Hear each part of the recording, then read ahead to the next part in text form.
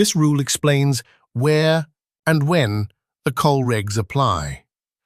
The international regulations for preventing collisions at sea apply to all vessels on the high seas and in all waters connected to the sea that are navigable by seagoing vessels.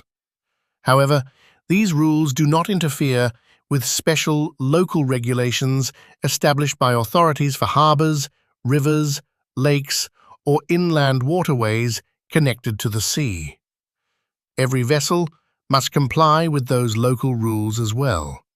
In addition, governments may create special regulations for warships, naval formations, or vessels operating in convoys, provided that these regulations remain as close as possible to the COLREGs.